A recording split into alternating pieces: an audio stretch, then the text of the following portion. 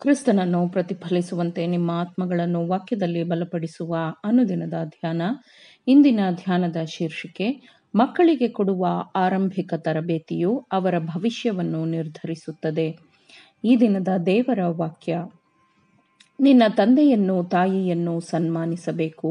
ಇದು ವಾಗ್ದಾನ ಸಹಿತವಾದ ಮೊದಲನೆಯ ಆಜ್ಞೆಯಾಗಿದೆ. ಸನ್ಮಾನಿಸಿದರೆ ನಿನಗೆ ಮೇಲಾಗುವುದು, ನೀನು ಭೂಮಿಯ ಮೇಲೆ ಬಹುಕಾಲ ಬದುಕುವಿ. ಎಫೆಸದವರಿಗೆ 6ನೇ ಅಧ್ಯಾಯ 2 ಮತ್ತು 3ನೇ ವಚನಗಳು. ಮಗುವಿನ ಜೀವನದ ಆರಂಭಿಕ ವರ್ಷಗಳಲ್ಲಿ ಮಗುವಿಗೆ ಕೊಡುವ ಬೋಧನೆ ಮತ್ತು ತರಬೇತಿಯ ಮೇಲೆ ಅವರ ಭವಿಷ್ಯವು ಎಷ್ಟು ಅವಲಂಬಿತವಾಗಿರುತ್ತದೆ ಎಂದು ಕೆಲವರೇ ಹೆತ್ತವರು ಸಮಯವನ್ನು ತೆಗೆದುಕೊಂಡು ಯೋಚಿಸುತ್ತಾರೆ. ಮಕ್ಕಳ ಈ ಆರಂಭಿಕ ವರ್ಷಗಳಲ್ಲಿ ತಾನೇ ಮಗುವಿನ ಗುಣಸ್ವಭಾವದ ಅಸ್ತಿವಾರವನ್ನು ಹಾಕಬೇಕು. ನಿಮ್ಮ ಮಕ್ಕಳಿಗೆ ನೀವು ನಿರಂತರವಾದ ಪ್ರೀತಿ ಕಾಳಜಿಯನ್ನು ನೀಡಬೇಕೆಂದು ದೇವರು ತಾಯಂದಿರಿಂದ ಬಯಸುತ್ತಾನೆ. ಹಾಗೆಂದ ಮಾತ್ರಕ್ಕೆ ನೀವು ಮಕ್ಕಳಿಗೆ ಗುಲಾಮರಾಗಬೇಕೆಂದು ದೇವರು ಬಯಸುವುದಿಲ್ಲ. ದೇವರಿಗಾಗಿ ಮಕ್ಕಳು ಹೇಗೆ ಜೀವಿಸಬೇಕು ಎಂದು ನೀವು ಕಲಿಸಿಕೊಡಬೇಕೆಂದು ದೇವರು ಬಯಸುತ್ತಾನೆ. ಮುಂದಿನ ದಿನಗಳ ಉಪಯುಕ್ತತೆಗಾಗಿ ಮಕ್ಕಳನ್ನು ಸಿದ್ಧಪಡಿಸುವ ಪಾಠಗಳನ್ನು ಅವರಿಗೆ ಅನುದಿನವೂ ಕಲಿಸಿಕೊಡಿರಿ. ನೀವು ಪದೇ ಪದೇ ಹೇಳಿಕೊಡಬೇಕಾದ ಪಾಠವೆಂದರೆ ಅದು ವಿಧೇಯತೆಯ ಪಾಠವಾಗಿದೆ. ನೀವು ಅಧಿಕಾರ ಮಾಡಬಾರದು, ತಂದೆ ತಾಯಿಯ ಇಚ್ಛೆಗಳನ್ನು ಗೌರವಿಸಬೇಕು ಮತ್ತು ತಂದೆ ತಾಯಿಯ ಅಧೀನಕ್ಕೆ ಒಳಗಾಗಬೇಕು ಎಂದು ನೀವು ನಿಮ್ಮ ಮಕ್ಕಳಿಗೆ ಕಲಿಸಿಕೊಡಬೇಕು. ಹೀಗೆ ಅವರನ್ನು ಅವರು ಹೇಗೆ ನಿಯಂತ್ರಿಸಿಕೊಳ್ಳಬೇಕು ಎಂದು ನೀವು ಅವರಿಗೆ ಕಲಿಸಿಕೊಡುತ್ತೀರಿ. ಮಕ್ಕಳು ತಮ್ಮ ನಿಯಂತ್ರಣವನ್ನು ಕಳೆದುಕೊಂಡು ಭಾವೋದ್ರಿಕ್ತ ಮಾತುಗಳನ್ನು ಆಡುವಾಗ ಹೆತ್ತವರು ಸ್ವಲ್ಪ ಸಮಯ ಮೌನವಾಗಿರಬೇಕು. ನಿಂದಿಸಬಾರದು ಅಥವಾ ಮಕ್ಕಳನ್ನು ಖಂಡಿಸಬಾರದು. ಅಂತಹ ಸಮಯಗಳಲ್ಲಿ ಮೌನವು ಬಂಗಾರದಂತಿರುತ್ತದೆ, ಪಶ್ಚಾತ್ತಾಪವನ್ನು ಅವರಲ್ಲಿ ತರುತ್ತದೆ.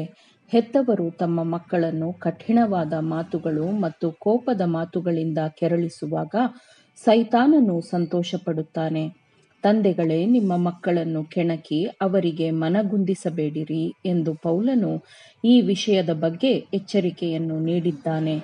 ಮಕ್ಕಳು ತಪ್ಪನ್ನೇ ಮಾಡಿರಬಹುದು, ಆದರೆ ಅವರೊಂದಿಗೆ ತಾಳ್ಮೆ ಕಳೆದುಕೊಳ್ಳುವ ಮೂಲಕ ಅವರನ್ನು ಸರಿಯಾದ ಮಾರ್ಗಕ್ಕೆ ಕರೆದುಕೊಂಡು ಹೋಗಲು ಸಾಧ್ಯವಿಲ್ಲ. ನಿಮ್ಮ ಶಾಂತ ಸಮಾಧಾನದ ಮನಸ್ಥಿತಿಯು ಅವರಲ್ಲಿ ಸರಿಯಾದ ಮನಸ್ಥಿತಿಯನ್ನು ಪುನಃಸ್ಥಾಪಿಸಲು ಸಹಾಯ ಮಾಡಲಿ. ಮಕ್ಕಳನ್ನು ಮತ್ತು ಯುವಕರನ್ನು ಯೇಸು ಪ್ರೀತಿಸುತ್ತಾನೆ. ಅವರನ್ನು ಸೋಲಿಸಲೆಂದು ಸೈತಾನನು ಮಾಡುವ ಪ್ರಯತ್ನದಲ್ಲಿ ಸೈತಾನನು ಹಿಮ್ಮೆಟ್ಟಿಸಲ್ಪಟ್ಟದ್ದನ್ನು ಯೇಸು ನೋಡಿದಾಗ ಅವನು ಸಂತೋಷಪಡುತ್ತಾನೆ. ಅನೇಕ ಯುವಕರು ಹಲವಾರು ಶೋಧನೆಗಳಲ್ಲಿ ಬಿದ್ದು ತೀವ್ರವಾಗಿ ಅಪಾಯದಲ್ಲಿದ್ದಾರೆ.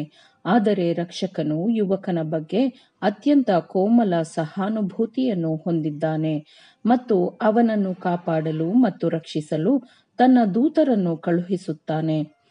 ಅವನು, ಅಂದರೆ ಯೇಸುವು, ಒಳ್ಳೆಯ ಕುರುಬನಾಗಿರುವುದರಿಂದ ಕಳೆದು ಹೋದ ದಾರಿ ತಪ್ಪಿದ ಕುರಿಗಳನ್ನು ಹುಡುಕಲು ಅರಣ್ಯಕ್ಕೆ ಹೋಗಲು ಯಾವಾಗಲೂ ಸಿದ್ಧನಾಗಿರುತ್ತಾನೆ. ತಾಯಂದಿರೇ, ಸುವಾರ್ತಾ ಸೇವೆಯ ಸ್ಥಳಕ್ಕಾಗಿ ನೀವು ಹಂಬಲಿಸುತ್ತೀರೋ? ನಿಮ್ಮ ಮನೆಯಲ್ಲಿಯೇ ನಿಮಗೆ ಸುವಾರ್ತಾ ಸ್ಥಳವಿದೆ. ನಿಮ್ಮ ಕೆಲಸದ ಫಲಿತಾಂಶವು ನಿತ್ಯನಿತ್ಯಕ್ಕೂ ಉಳಿಯುತ್ತದೆ ಎಂದು ಮನದಟ್ಟು ಮಾಡಿಕೊಂಡು ಮನೆಯಲ್ಲಿ ನೀವು ಬಿಡುವಿಲ್ಲದೆ ದಣಿವರಿಯದ ಉತ್ಸಾಹದಿಂದ ಕೆಲಸ ಮಾಡಬಹುದು. ಕ್ರಿಸ್ತನೊಂದಿಗೆ ನಿಕಟವಾದ ಸಂಪರ್ಕ ಹೊಂದಿರುವ ತಾಯಿಯ ಕೆಲಸವು ಅನಂತವಾದ ಮೌಲ್ಯದ್ದಾಗಿರುತ್ತದೆ. ಆಕೆಯ ಪ್ರೀತಿಯ ಸೇವೆಯು ಮನೆಯನ್ನು ಬೆತೇಲ್ನ ಹಾಗೆ ಮಾಡುತ್ತದೆ. ಕ್ರಿಸ್ತನು ಅವಳೊಂದಿಗೆ ಕೆಲಸ ಮಾಡುತ್ತಾನೆ ಮತ್ತು ಜೀವನದ ಸಾಮಾನ್ಯವಾದ ನೀರನ್ನು ಪರಲೋಕದ ದ್ರಾಕ್ಷಾರಸವನ್ನಾಗಿ ಕ್ರಿಸ್ತನು ಮಾಡುತ್ತಾನೆ. ಕ್ರೈಸ್ತೀಯ ಪೋಷಕರೇ, ಮನೆಯ ಧರ್ಮದ ಶ್ರೇಷ್ಠತೆಯನ್ನು, ಶಕ್ತಿಯನ್ನು ಲೋಕಕ್ಕೆ ತೋರಿಸಿಕೊಡುವ ಜವಾಬ್ದಾರಿಯನ್ನು ನೀವು ಹೊಂದಿದ್ದೀರಿ. ಪ್ರಚೋದನೆಗಳಿಂದ ನಿಯಂತ್ರಿಸಲ್ಪಡಬೇಡಿರಿ, ದೇವರ ತತ್ವಗಳಿಂದ ನಿಯಂತ್ರಿಸಲ್ಪಡಿರಿ. ದೇವರು ನಿಮ್ಮ ಸಹಾಯಕನಾಗಿದ್ದಾನೆ ಎಂಬ ಪ್ರಜ್ಞೆಯೊಂದಿಗೆ ಕೆಲಸ ಮಾಡಿರಿ. ಆತನ ಮಾರ್ಗದರ್ಶನದಲ್ಲಿ ನಿಮ್ಮ ಮಕ್ಕಳು ಈ ಜೀವನದಲ್ಲಿಯೂ ಮತ್ತು ಮುಂದಿನ ಜೀವನದಲ್ಲಿಯೂ ನಿಮ್ಮನ್ನು ಹರಸಿ ಪರಿಗಣಿಸಲು, ನಿಮ್ಮನ್ನು ಗೌರವಿಸಲು ಕಲಿಯುತ್ತಾರೆ. ಅದೇ ಮಾರ್ಗದಲ್ಲಿ ಬೆಳೆಯುತ್ತಾರೆ. ಆಮೇನ್. ದೇವರ ವಾಕ್ಯಗಳನ್ನು ಶ್ರದ್ಧೆಯಿಂದ ಆಲಿಸುವವರು ಮಾತ್ರವೇ ಆಗಿರದೆ ಪಾಲಿಸುವವರು ಆಗಬೇಕೆಂದು ನಿಮ್ಮನ್ನು ಉತ್ತೇಜಿಸುತ್ತೇನೆ. ಪರಿಶುದ್ಧಾತ್ಮನ ಸಹಾಯದಿಂದ ಆಲಿಸಿದ ನಿಮ್ಮೆಲ್ಲರಿಗೂ ಧನ್ಯವಾದಗಳು. ಮತ್ತೆ ದೈನಂದಿನ ಧ್ಯಾನಕ್ಕಾಗಿ ನಾಳೆ ಸಂಧಿಸೋಣ. ಆಮೇನ್.